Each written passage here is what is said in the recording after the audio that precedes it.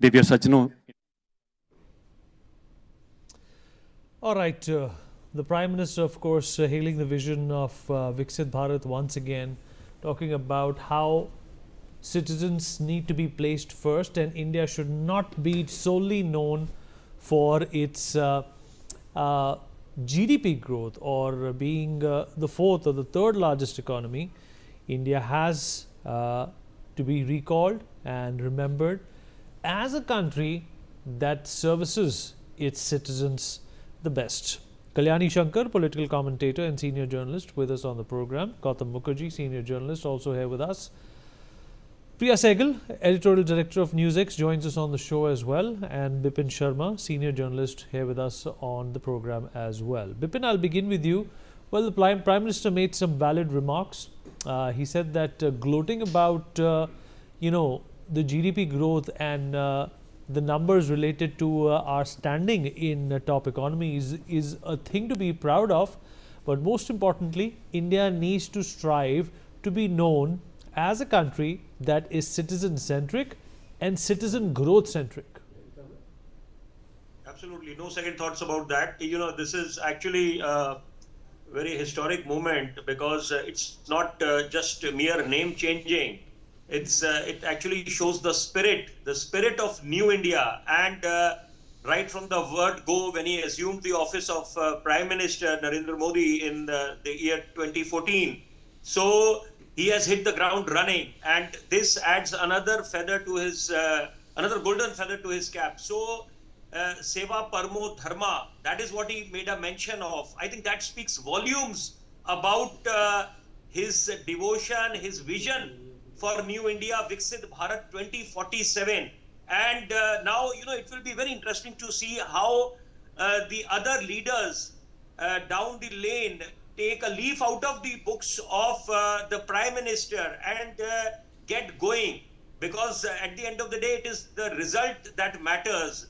What is delivered on ground zero is actually going to, bring a smile on the face of 1.4 billion. So, definitely, this, it's the dawn of a new era in the sense that, it talks about the fact that Prime Minister made a mention that merely, being in this never-ending race of GDP, that is not going to suffice. That has its own relevance. But then the focus needs to be on so many other components, other holistic components. So I think that also has its own significance. So in totality, I would say that a new beginning, and now it all boils down to see how results come, because let us not forget that there are humongous channels. And the good thing, the good thing that we can, draw solace from is that India emerged as a donor nation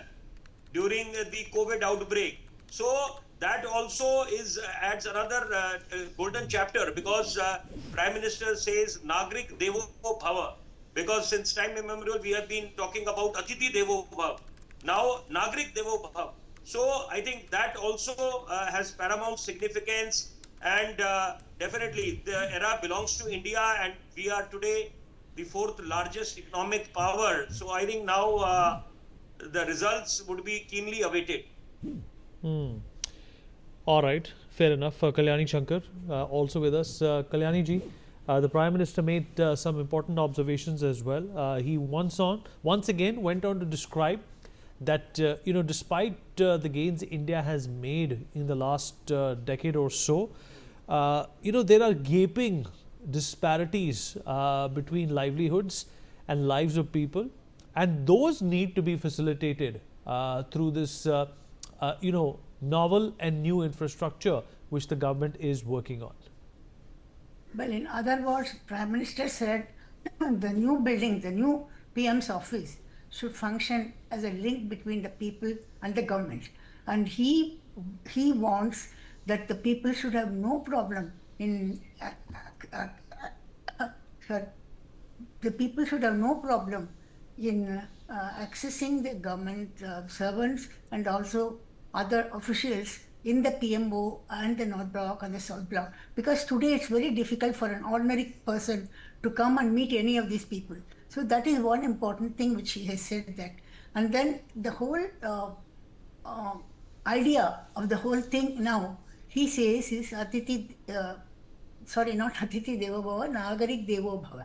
So Nagarik is a substitute for Atiti, and Nagarik, I mean, he has been talking about duty, Seva, all these things. In fact, you might recall that all the government officials are called government servants.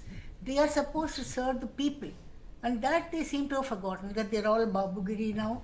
So it is very difficult to get anything done in the government, and there are lots of problems in getting anything from any government office. So that is the problem. He wants to change it, but then you see, it's not going to be very easy. There are lots of government officers who would not agree to most of these things, and how he will be able to manage to make them, and how he will make the present thing as the beginning for the 2047, and we will have to wait the results, like Priya had said earlier. So we will have to wait the results. This is only the beginning, and then in another 2-3 years at least we will know where it is going. So I think one has to, but of course at the same time you must give kudos to the Prime Minister for starting these kind of things, and I hope it will be taken up in the same vigor with which the Prime Minister spoke today. It was a pep speech for all the government servants also. So let's see how it goes. And Gautam, the Prime Minister also emphasized that, all right, infrastructure is important, but the fact of the matter is that the attitude as well as the inertia associated with our bureaucracy also needs to evolve along with the infrastructure, and that is something which has been considered a problem of the ages, if I can use that term. Well, yes, we come down from Mughal times where officials were basically rent collectors. They made sure they got paid before they did anything. Then the British, not very different, and then us, a clone of the British. This speech was a conglomeration of several very inspiring influences. One was his reference to Ekadashi, Hindu basis, to the day when this is inaugurated. There's a lot of JFK-like pronouncements. This is the time. This General Electric's famous slogan, "This is the time of our life." He's taken that and used it. I don't know if he knows about the General Electric, but he certainly used it. And 1,000 years, a reference to 1,000 years. Now, that is something. And all in all, this is a Kamal Ataturk-like figure.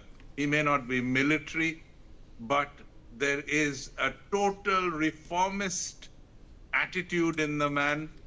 And insofar as he is probably the most powerful prime minister India has ever seen, he will be able to implement this idea of Seva much more effectively than anyone else, because he actually means it. It's not a slogan.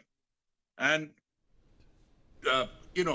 in everything, it takes time to percolate, but it is much easier for people to be Sevadars in a rich, growing economy, an economy and a country that is one amongst the top nations.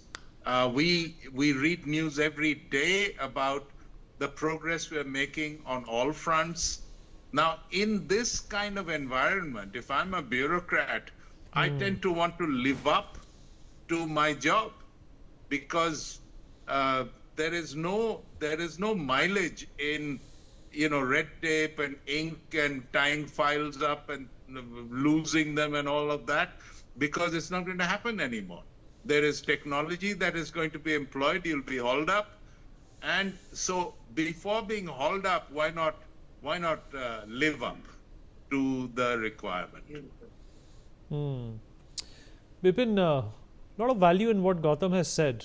The bureaucracy has been under attack recently for a number of reasons. If you talk about some of these accidents and deaths that have taken because of inappropriate infrastructure, if you talk about pollution throughout the country, it's not only a problem which is limited to Delhi now. Even infrastructure is not a problem which is relegated to Delhi. The bureaucracy perhaps has received such messages from the Prime Minister in the past as well. I still remember his first inaugural speech when he became the Prime Minister for the first time in 2014. And that was the time he spoke about these reforms. Do you think that a lot of that is still achievable? You see, the big concern here is that while the Prime Minister is a tough taskmaster, but then what about the others? Like for example, if you are referring to the Delhi government and what really happened very recently in Janakpuri and that big tragic incident. So that definitely, it should be a big wake-up call for the system, the authorities. They should rise from their slumber, because that takes away the sheen, from all the good work, the governance model of Narendra Modi. Because if the ministers are not performing, the civic authorities are having a very callous approach. So I think that does not augur well, because this is the capital city. And then what message does it send to the other states of the country?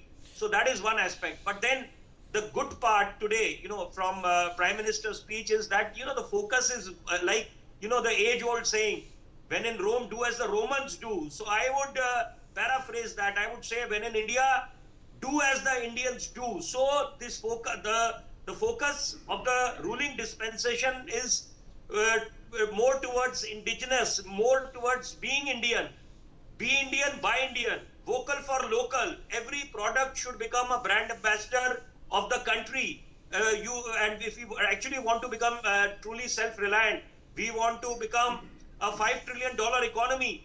But then the moot point here is that whether when they say that it is the citizen governance model and it is not about authority, it is about transparency, accessibility, how that will translate is something that alone time will determine. So would be keenly awaited.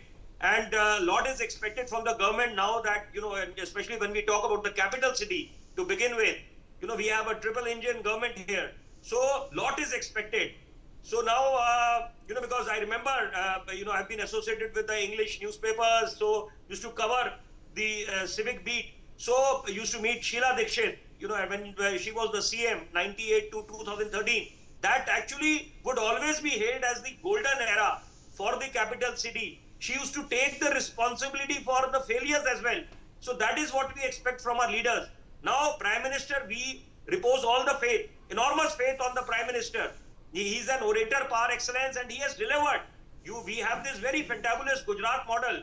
So, but then, now the other ministers also need to perform. The other, those at the helm, the authorities need to perform. And of course, the bureaucracy has to be more transparent, accountable. They need to be accessible. Only then you will have a people-centric governance. So arrogancy, has to be no place for arrogancy.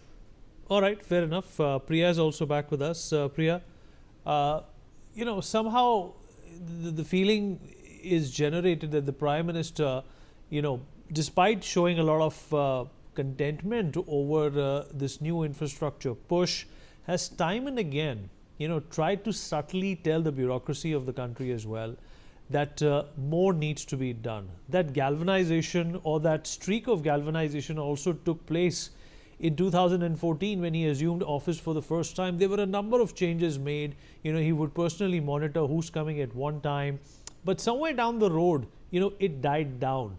And the way it died is absolutely palpable in the way the citizens observe and feel things today. The infrastructure, the caving in of roads, the deaths that have happened recently concerning citizens, the apathy of certain governments in certain states as well. Do you think that enough has been done, to push the bureaucracy into doing their job? Vineet, you really summed it up really well. I totally agree with everything you have said so far. And definitely, the Prime Minister has a vision, has a roadmap. He's, and also he has a title. He's very up with this Instagram and social media age, Viksit Bharat, etc. So he's got the right headlines. But what about the body copy? Is it being delivered? Are the people working? Bureaucrats you're holding accountability at the right quarter. Even the ministers also, apart from the Prime Minister and a couple of ministers, the bench strength of this government is really bad, in terms of governance, in terms of also inspiring confidence from the people that these guys can deliver, that they know how to deliver. There is a lot of question marks really regarding that also. So given that, yes, what he's done is rearranging the deck chairs, rearranging, playing name tags, giving, different names, shifting buildings around, this whole real estate shifting. There is more to governance than that, you've done it, you've changed the names because you want to convey various messages, fine. What next? And what next? It's been already over a decade. So what next should have already been halfway down the road by now. We're not looking at what next. What next should have already been happening. Has that been happening? That is the big question. He's been talking about Viksit Bharat, Indian, local, emphasis on startups from the word go. What has been delivered so far is the big question. And where does the accountability, now is the time for the Prime Minister to actually start, there's been no cabinet reshuffle. He's known for the fact that he doesn't go back on his decisions. He doesn't axe people. He doesn't drop people. But clearly there is somebody who needs to, some heads have to roll, some accountability has to be taken. I don't think anyone here is really content with the way things are now. We never are, that's human. Even with the other government, the UPA government, no one was content. But at least if Prime Minister Modi said, I'm a different government, I'm going to have more accountability, less interference from government, then where is that happening? Where is the deliverables? What are the deliverables apart from shifting house? That's the big ticket question, really. So yes, full marks on intent. His niyat, I don't think anybody can still question. He's really winning elections on that. The people of India have a lot of faith and trust in him. There's a lot of connect that he has with the masses. But end of the day, what is he doing and where are we going with this? With all these new offices, fancy or not, I don't know, but beyond that, what are these offices going to achieve? Who are the people who are going to be at the helm of your vision to lead us into Viksit Bharat? What are the, what is the roadmap? This budget gave us no roadmap. I'm sorry, I don't think, if you're talking about economy. So where are we headed? That is the big question, Vineet, which I was hoping to get.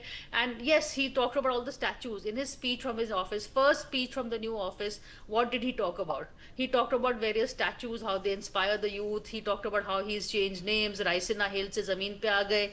Great. He's a great orator. So this is an election speech. I wanted a governance speech, not an election speech.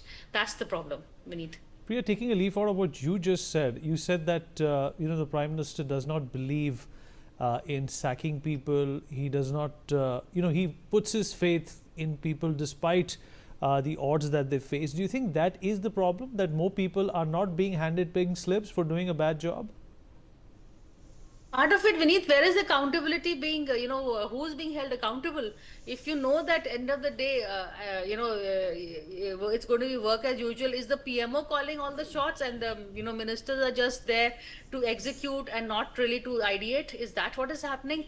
So, there is just, we are getting no accountability. We talked about, I heard the other panelists talking about Delhi roads. Has any head rolled for that? No, we've seen lives being lost in Noida and Delhi. Has anything happened on that? So, we are seeing things in front. And yes, it doesn't solve the problem, but it gives some kind of relief to the citizens that, hey, this is a government that is sitting up and listening and people are being held accountable. That is not happening at all. Or measures are being taken to remedy the situation. That also I'm not seeing happening. So, we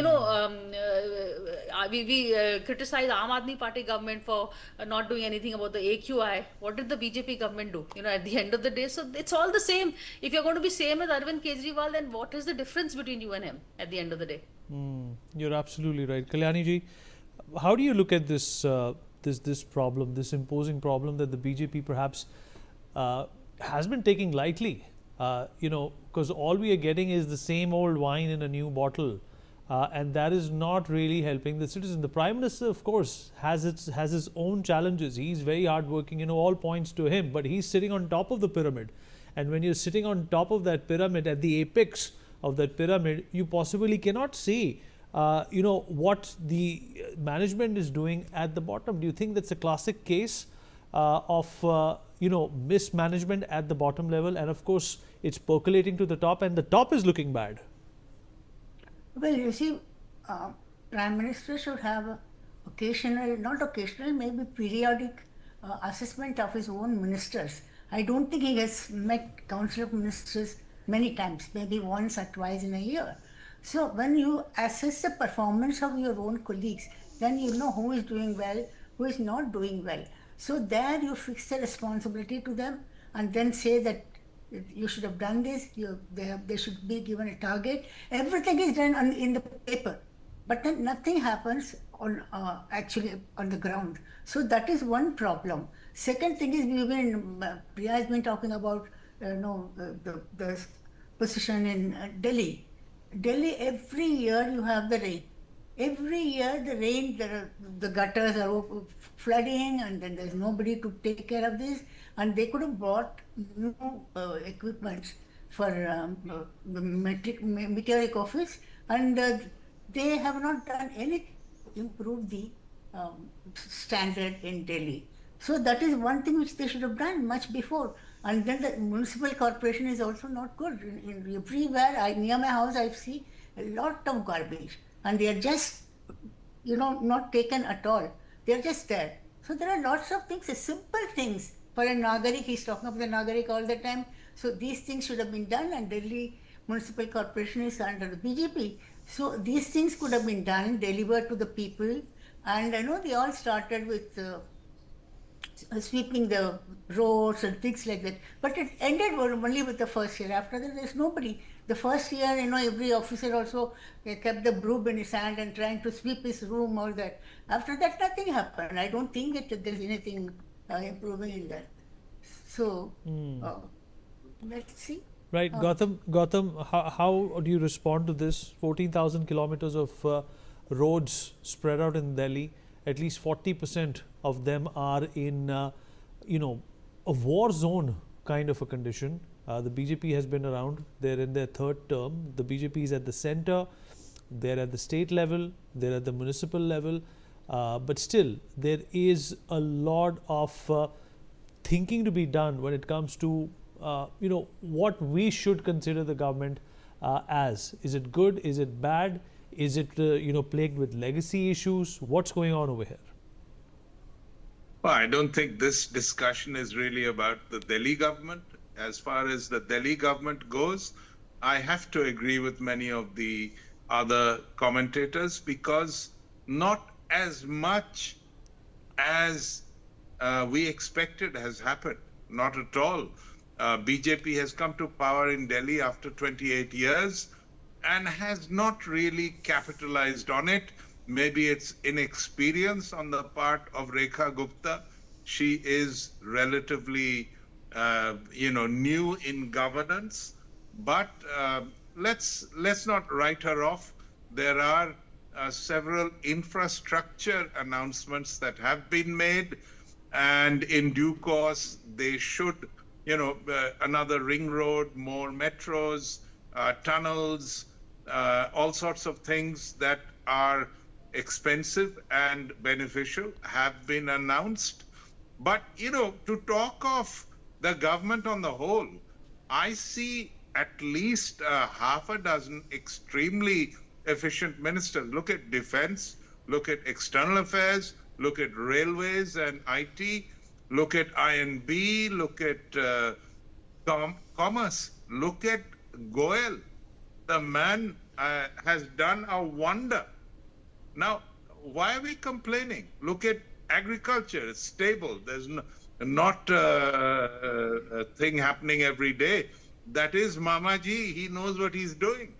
And all in all, to just shake things up, sacking people is sort of cosmetic, because what are you sacking and what are you getting in return? So I think nationally, we are doing extremely well. We could be doing very much better, but I just go by what I experienced. I've lived in this country for more than 40 years at a stretch now. And I remember what it was like and what it is now.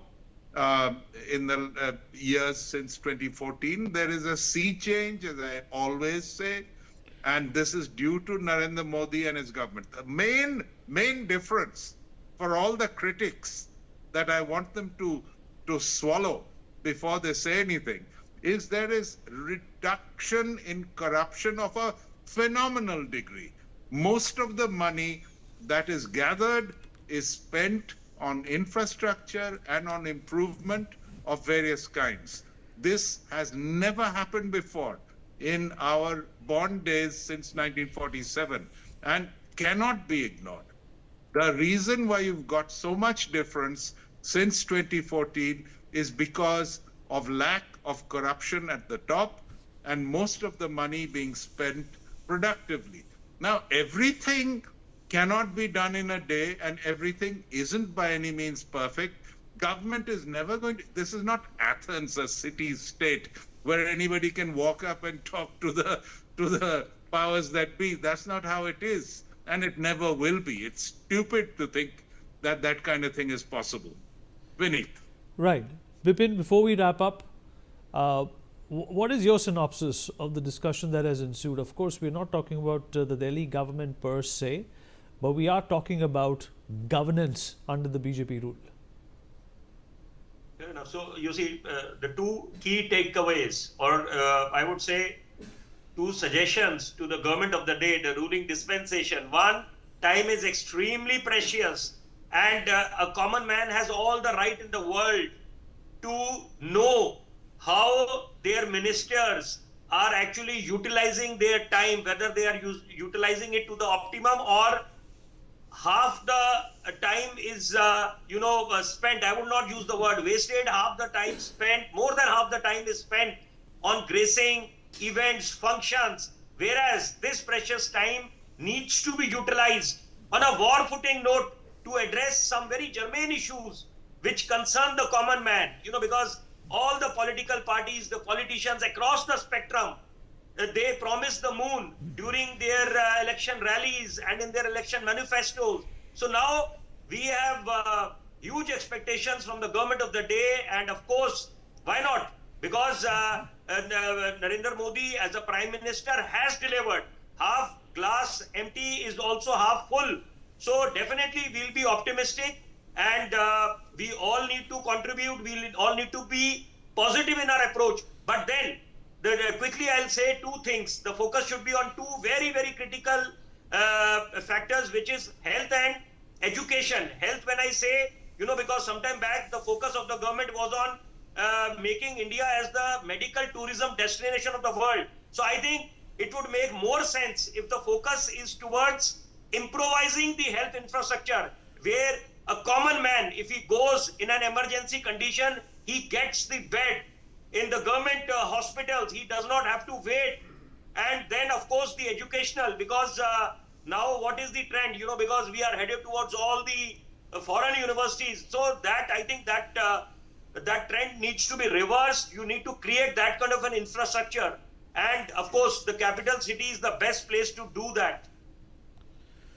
All right, fair enough. Appreciate everybody who joined in and spoke about this important discussion. Of course, this is a monumental day in terms of the infrastructure which is being erected to serve the common man. We take a short break now. We'll be back.